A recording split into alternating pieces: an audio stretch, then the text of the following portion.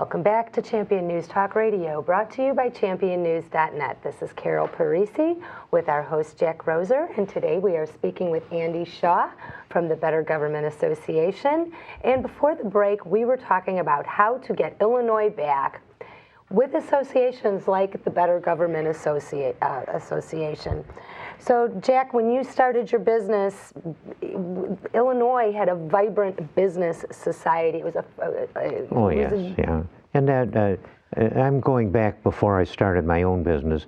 Auto engineering is celebrating this year our 50th year in business, and it's grown, in my case, from an investment of $5,000 and being all alone to start a new business. I did start that business, slowly at first.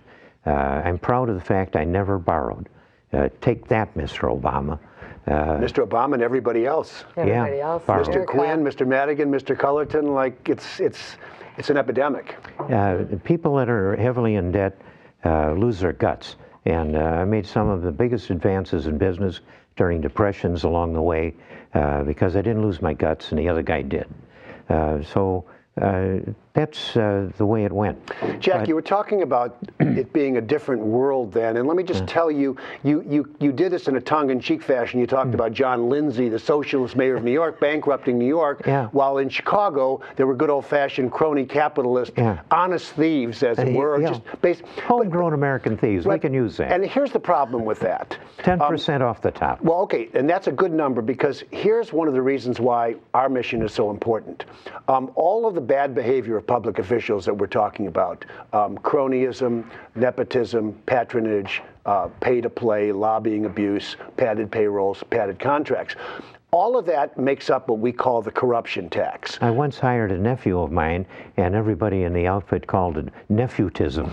There you go. Well, the corruption tax is what we pay when governments run for the benefit of the public officials and not the public. So, a statistic that people can relate to, roughly 100 billion public dollars, tax dollars, flows through Illinois every year. This is all public spending. State, city, county, schools, colleges, university, mosquito abatement districts, all the above. Federal program dollars that come to the Illinois, 100 billion.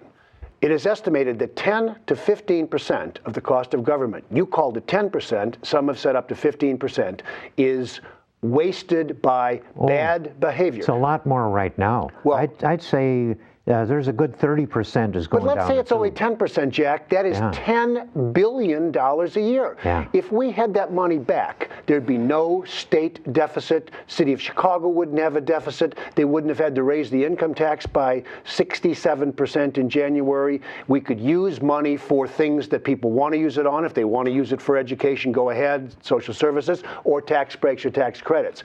As a nonpartisan, apolitical organization, we're not telling government what to do with the money. We're telling them what not to do, which is waste it. So that 10% that in 1955 might have been okay, 10% in 2011 is intolerable. Well, people can't afford this. Andy, I'd be happy if they were skimming their crooked 10% off the top. That's $10 billion. Yeah, it's $10 billion, but these guys are at 30% and more. There's at least $30 billion that's creamed off into inefficiencies and just plain money going in the wrong pockets. Without mentioning names and accusing anybody of a felony, one of the characters that's going through the grinder with the hero of Fitzgerald, Patrick Fitzgerald, who sent 400 homegrown American crooks to jail from both parties. He's a hero to me. But one of those guys has got a fortune of upwards of $300 million, and he had a strong function within the apparatus of the state of Illinois. The salary wasn't good enough to get him that much money, and he had a lot more people with him. The biggest waster of money in the whole state, by far, is a stinking school system. I knew we were going to get there. Oh, yeah. I mean, you're talking about $100 billion. That thing alone has got about $36 billion tunneling through just the K-12 size of the system.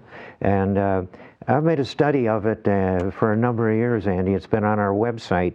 And anybody who wants to go there, for at least 15 years, we've been putting the salaries the rascals that have been running the thing and of the teachers, amazingly high. Teachers are not lowly paid. It's very high pay, and for a short time, 170 days a year. But the waste of the managers of that thing is what is really screwing it all up. And the price is eventually going to be paid by the teachers.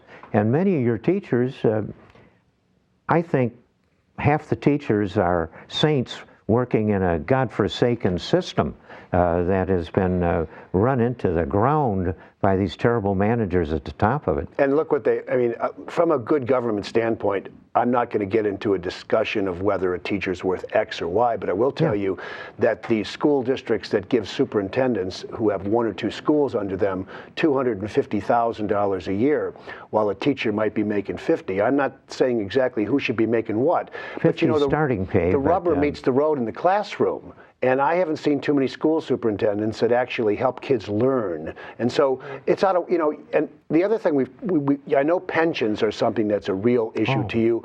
And that's something that we at the Better Government Association have been paying close attention to. We have a program we're involved in right now. We're calling it Rescuing Illinois. It's kind of a gimmicky title, but what it really means is instead of doing the investigations of the bad behavior of public officials on a single day, this is more about the systemic problems. 7,000 units of government, probably 2,000 or 3,000 more than we need. Overlap, duplication, replication, boards and commissions all over. What you say is true, but the 800-pound gorilla that's into our bank account and into Springfield, that has the biggest political power and spends the whole money so much more than anybody else out there, and is more guilty of maladministration than any other group, is our education system in K-12. That's the thing that's at least $80 billion in the hole. We've been publishing pension stuff and education for about 15 years at our Champion News site and also at the Family Taxpayers Foundation. We've been on this mission for over 20 years, and we've been pounding away with the information of just how bad the management is. I've stood clear of the fact that the education stinks. As a businessman, I'll tell you, we give a 6th grade arithmetic test to all the people that apply. 600-person company, growing all the time. We're hiring people continually, even today. But we find that only 20% of the people that come to our place, and in the scores for a 6th grade arithmetic test include quite a few engineers applying for jobs, but we find that only 20% of the people can pass a 6th grade arithmetic test. So we've eased it up. We give them twice the time, and we take the 5th grade level in order to get to 50% of the people. We won't hire anybody that can't do 5th grade arithmetic. Because why? To do arithmetic, you have to submit to a discipline, and you have to do a little rote learning in something that has right and wrong answers. And the K-12 school system absolutely stinks at providing that. My company runs classes on site, everything from ESL through arithmetic and blueprint reading, and we educate our employees up to a level where a quality manufacturing company can expect to have employees that understand each other and are doing a good thing. I'm mighty proud of our employees. They can all do 5th grade arithmetic before they started learning more on the job. I'm surprised you weren't appointed to one of the state boards of education or higher education over the years, because... Well, I was appointed by Edgar on his transition committee on education, and nobody wanted to hear it. Yeah, well, you're forceful and strident, but on the other hand, people should hear it because it's a reality. You know, we did team up with one of your reporters on your pension stories, Bill Zettler, actually worked with us on a pension story, which I'm very proud of, and I would encourage the listeners of this show. Please give us credit. Absolutely. We pay his salary. Well, not salary, but we pay him for his work. And we do thank you for making him and his data available to us. What we did was we decided pensions are a tough issue for a government group like ours, a good government group, because you get into an ideological and almost in some ways a class war between business and labor, which clash over what reasonable pensions are.